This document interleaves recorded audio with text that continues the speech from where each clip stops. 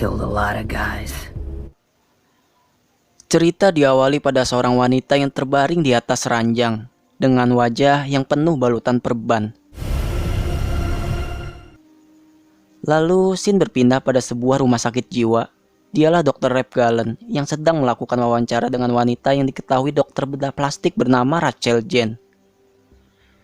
Pada intinya, Dr. Gallen bertanya tentang kebenaran kejadian 2 tahun lalu, di mana polisi menerima telepon dari seorang tak dikenal dan menyelidiki bahwa adanya pembunuhan massal dengan korban yang tertembak berjumlah 4 orang. Posisi Dr. Jane saat itu juga tidak sadarkan diri di sebuah meja operasi.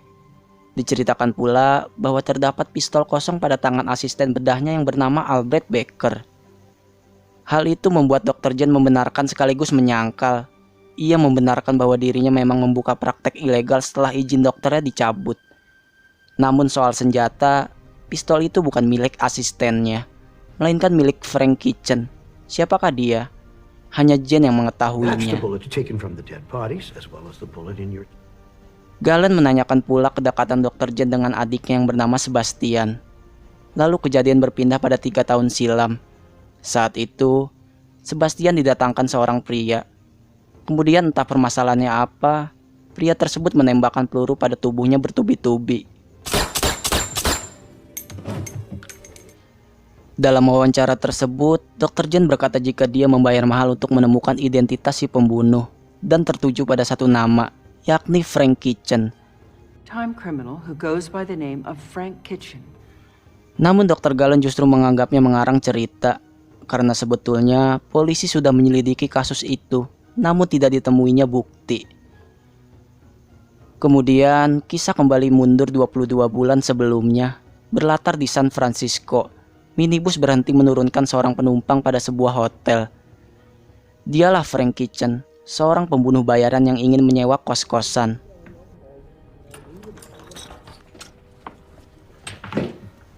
Tak lama kemudian, 3 pria datang menuju kamarnya. Pria yang menjadi pimpinan mafia disebut-sebut bernama Hannes John. Lalu Frank diberikan segepok uang. Sepertinya dia dibayar untuk menuntaskan misi lainnya. No mistakes.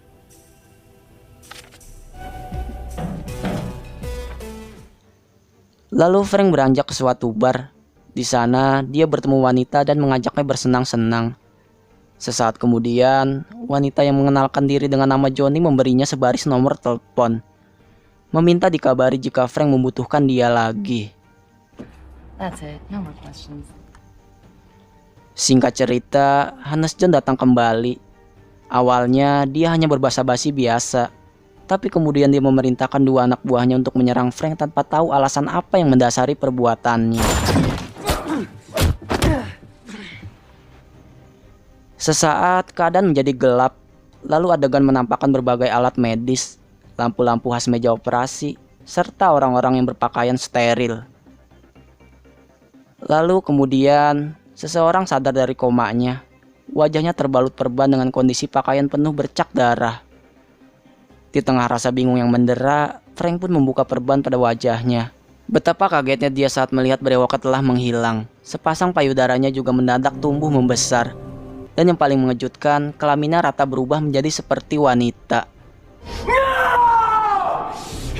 Seketika perasaannya bertumpah ruah, marah, bingung, dan kaget karena dia tidak mengerti apa yang telah terjadi pada dirinya.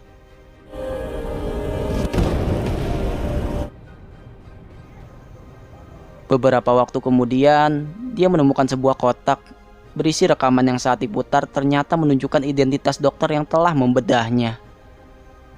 Ya, dia adalah Dr. Jane, dokter gila yang sudah merubah kelaminnya. Tak hanya itu, Dr. Jane juga meninggalkan segepok uang serta sepucuk foto Sebastian, adik yang beberapa waktu lalu telah dibunuh Frank. Usut punya usut, dia melakukan operasi tersebut sebagai balas dendam dan meminta Frank memulai hidup yang baru. Dia juga meninggalkan 2 botol obat hormon yang harus Frank minum, agar hormon kewanitaannya dapat berkembang sesuai kondisi. This is your opportunity for redemption. Masih berjalan agak ngangkang, Frank mendatangi loket penginapan untuk mencuri uang. Sayangnya, perbuatannya terciduk oleh penjaga penginapan. Dia pun hampir dirogoh, namun pada dasarnya memang laki-laki sejati. dia bisa melakukan perlawanan dan balas menyerang lebih brutal lagi. I just gotta check out what you got down. Kemudian Frank meninggalkan penginapan dan kembali ke hotel tempat dia tinggal. Ketika sampai di sana, ia mengecek persenjataannya yang ternyata sudah kosong. Lalu memutuskan mengambil uang yang sempat dia simpan. Tak tahu harus kemana, Frank menatap sebaris nomor Johnny.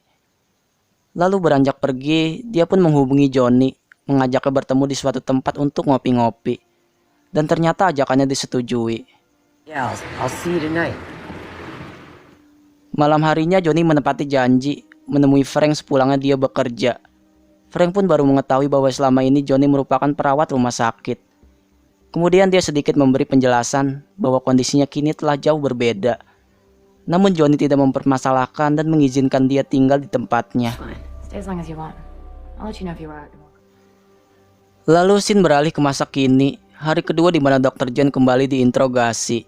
Kali ini Dr. Galen sedikit menekannya, tidak mempercayai segala pendapat yang Jen berikan. Dia pun berkata bahwa hasil penyelidikannya dengan FBI tidak menemukan nama Frank Kitchen, baik dari sidik jari, catatan kriminal, dan sebagainya. Bahkan dengan belak-belakan, Dr. Galen menganggap dia kekurangan seks dan gangguan jiwa. Menganggapnya setara dengan pria yang impoten. Perkataan itu sukses membuatnya lepas kontrol. Some guy who was impotent couldn't get a kitchen. Sick of this bullshit! Don't you dare! Kemudian cerita beralih ke 18 bulan sebelumnya. Frank membungkus dadanya agar identitasnya sebagai perempuan tidak terlihat. Dia pun menghubungi seseorang, meminta daftar bawahan yang bekerja pada Hannes John. Lalu ia pergi membeli persenjataan. Tujuannya kini hanya satu, melancarkan aksi balas dendam. Todo es mercancía limpia, nada está relacionado. Pertama, Frank mendatangi salah satu bawahan John yang mengelola para mucikari. Dia pun muncul di waktu yang tidak disangka-sangka. Joe Cadigan. Joe. Dia mulai membunuh satu persatu anggota mafia, orang-orang yang terlibat atas kejadian yang menimpanya. Is it right home? You wanna let the sound of Beberapa hari setelahnya, dia mendatangi dokter bedah, bertanya apakah ada kemungkinan kelaminnya bisa berubah kembali. Namun dokter menjawab bahwa tidak ada prosedur yang bisa mengembalikan transgender ke bentuk semula. There is no procedure that will completely restore you back to your form. Malam harinya, Frank datang ke markas tersembunyi Hannes John. Satu demi satu penjaga berhasil ia tumbangkan. Hingga dia menemui Hannes John dan mengurungnya di bawah tanah. Dia pun menuntut penjelasan, alasan mengapa John terlibat pada operasi pembedahan yang menimpanya. Dan alasannya hanya karena uang. John pun membeberkan fakta bahwa Johnny juga terlibat dalam hal ini. Sejak pertama kali mereka berkenalan di bar, Johnny sudah diperintahkan untuk mendekatinya agar bisa terus melacak keberadaannya. Setelah puas mendapat jawaban, John pun tidak lagi dia butuhkan. Nurses work for doctors. You're right. Kemudian sampai di rumah, Frank langsung meminta Johnny jujur dengan perbuatannya. Dia yang terpojok akhirnya menjelaskan jika saat itu mendapat tekanan dan membutuhkan banyak uang. Ya begitulah, manusia memang mendadak bodoh dan bisa menghalalkan segala cara demi mendapat cuan. Meski Frank sangat marah, nyatanya dia tetap tidak mampu membunuh Johnny. Dia membiarkan Johnny hidup karena sudah terlanjur menyayanginya. I didn't kill her, but it was goodbye. Beberapa waktu kemudian, Frank kembali melancarkan aksinya. Kali ini dia menyimpan pistol di dalam celana dan mempersiapkan amunisi yang ia letakkan pada bawah sepatu. Dia juga menyamar menjadi pelacur dan mendatangi suatu alamat. Sampailah dia disambut oleh Albert yang sudah menunggunya. Sesaat Frank langsung mendodongkan senjata, namun ternyata Albert 2 kali lipat lebih siap. Membalik keadaan dengan membawa 2 peliharaannya. Phone call from Johnny. Frank pun diberi suntikan yang membuat tubuhnya melemas dan hilang kesadaran. Saat tersadar, dia dalam satu ruang dengan kondisi tangan yang terikat. Tak lama, Dr. Jen datang dan berkata bahwa Frank sama sekali tidak mengalami perubahan. Dia tetap seorang pria maco, pendendam, dan akan tetap menjadi seorang pembunuh. Bersama dengan kepergian Dr. Jen, Albert datang dengan 2 tim medis berseragam. Dia pun membawa beberapa cairan penyuntik agar bisa melakukan operasi kedua, di mana Dr. Jen akan membuatnya cacat dengan mencopot sebelah lengannya. Namun memang dasar hidung belang, mereka bertiga berhasil dia goda. Bet you haven't seen one of these that you didn't have to. Tewasnya 2 orang, dia lari pontang-panting dan bersembunyi dengan keringat dingin.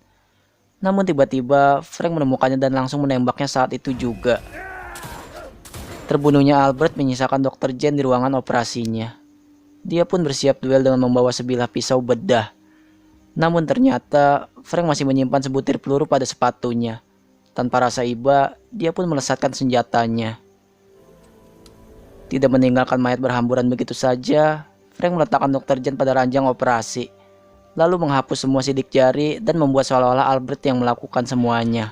Lalu Frank juga menelpon polisi, meminta ambulans segera datang menyelamatkan Dr. Jane. Ia sengaja tidak membunuh Dr. Jane agar wanita itu menghabiskan sisa waktunya di rumah sakit jiwa. Dan sesuai rencana, Frank berhasil membuat Dr. Jane merasakan busuknya tinggal di rumah sakit jiwa, lengkap dengan kedua tangan yang tidak lagi memiliki jari.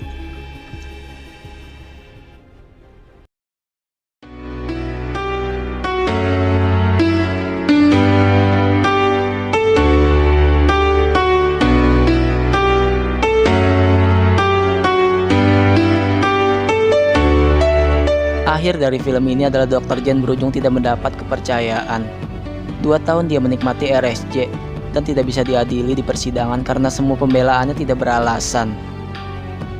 Sementara Frank tidak bisa dilacak siapapun karena selama ini dia memakai nama samaran. Itulah mengapa FBI tidak bisa menemukan namanya. Sayangnya, adegan action di film ini kurang nampol karena cuma tembak-tembakan. Selain itu, jenis alur film ini juga maju mundur dan agak bikin bingung. Tapi ya udahlah, lumayan untuk nemenin ngopi. Sekian dulu review dari saya. Sampai berjumpa lagi. Salam beban keluarga, salam anak pertama.